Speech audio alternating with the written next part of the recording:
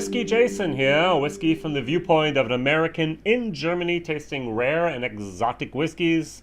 I'm very pleased to say that I'm in the United States of America again. Old Charter, 10-year-old. You might know the 101, you might know the no AS, no H statement. You might actually also know the bottled and bond, but this is the 10-year-old, 43%.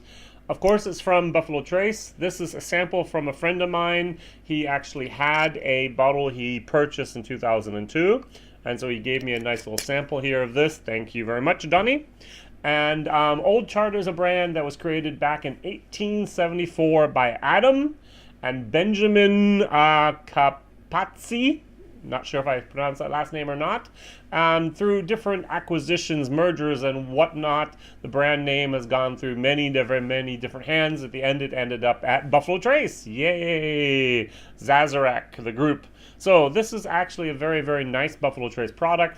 10 years old, 43%, no longer produced as far as I can see. I haven't found anything else. There was actually one tiny little video online about Old Charter 10, about a bar called Daily Pint out in Los Angeles. And they did a total of 20 videos 5 years ago, and this was one of them because it actually had a tax stamp on top of it. So what I do, what I like doing, and what I'm going to do today as well, is I'm going to compare it. The 1 liter bottle, 45% travel retail version of Buffalo Trace. So 45% versus 43%. Yeah. Old Charter, good name, yellow bottle, very antique and so on. At the moment, I'm actually trying to create a little bit of a bourbon collection over here. We have some certain auction sites that I can go on. Some of them are in England, some of them are actually here in Germany, or one of them is actually here in Germany. And right now I'm just trying to buy some cheaper old bourbons. So anything under about $20 or so. I'm looking to see, it's going to be cheap supermarket bourbons. It's going to be no-name things. First of all, I like the label. Second of all, I think I'm going to get some very good old bourbon from the 70s, and maybe even just from the 80s sometimes for a very low price. I have a little project I'm doing there, and I think my friends in Germany might actually, my bourbon lovers here in Germany, might actually like the project I have planned. All right, first of all, the nose. Oh, this is a nice one. A lot of the cotton candy, a lot of the pecan, a little bit of even the tobacco leaves, not yet dried. As I mentioned before, I grew up in Virginia, and once we drove down to Newport News, and we went through those tobacco plantations. We drove down through there, and you actually stopped these massive leaves, and you actually had that smell there. Very nice. It's a lot more nuttier than the normal stuff that I remember. Going over here to Buffalo Trace, 45%. Different, very much different. Spicier, more brown sugar, more of the oak comes through here. Here we have more of the cotton candy, more of the pecan, more of the tobacco leaves. Interesting, the comparison of these two. The color actually of the 10-year-old is lighter than the Buffalo Trace today. Even here in the glass, you might be able to see a little bit of a difference here. Let's pull out a piece of paper and show. Let's see if I'm right or wrong. So, not much. So I do have a little bit more of the Old Charter in the glass, that's why. Now, I was watching Bourbon Pursuit a few weeks, maybe even a few months ago, and they started talking about Dusties. And Dusties are a very interesting thing, especially with bourbons. You'll get some of these old bottles that have been just laying around. Over here in Germany, we find grandparents pass away, and you go down to the cellar, the basement, and you find these old bottles that just were forgotten. Yeah, forgotten for 10, 20, maybe even 30 years.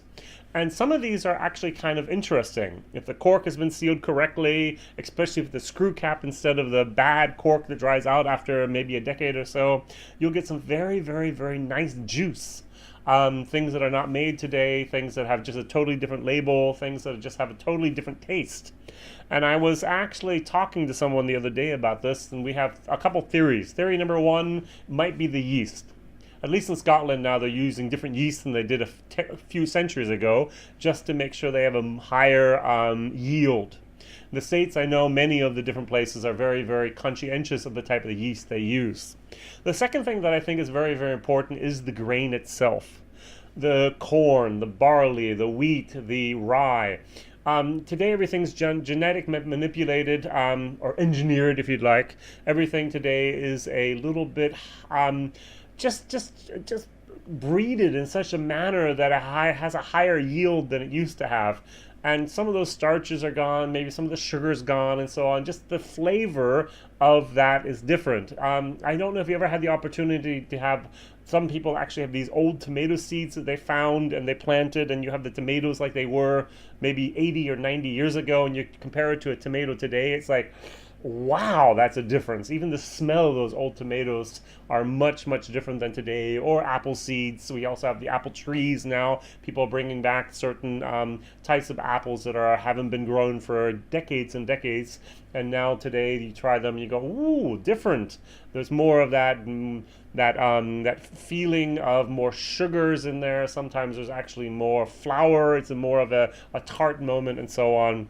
And I think that has a lot to do with it. Maybe even the barrels, maybe even just the whole process. Back then we didn't really have computers, and so people kind of did it more or less ballpark. And sometimes the ballpark was top, and sometimes it was a flop. And today, computers actually control the temperature, control the process, control everything. And back then, it was a little bit different. So I do think that has also a big factor on there. That's my question of the day. What factors have changed, in your opinion, between whiskey making maybe in the 1960s and 70s and whiskey making today in the 2018s, 2019s, 2020s? I'll try this.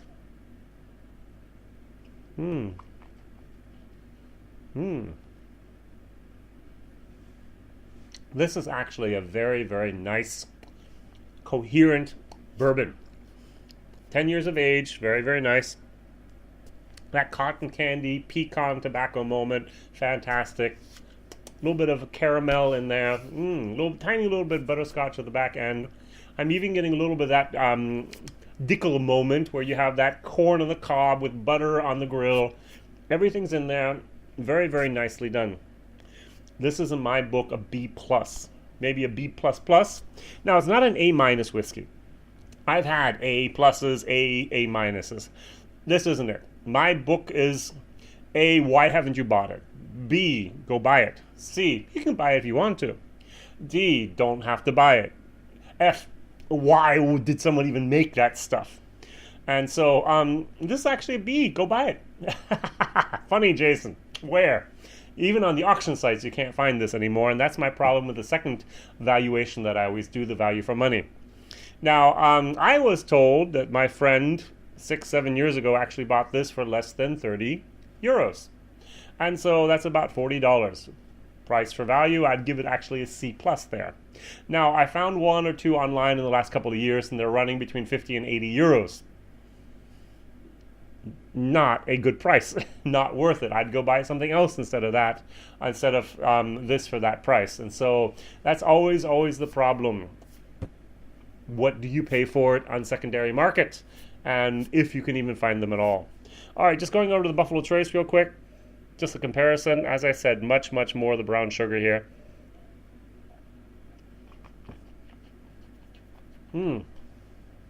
Totally different beast.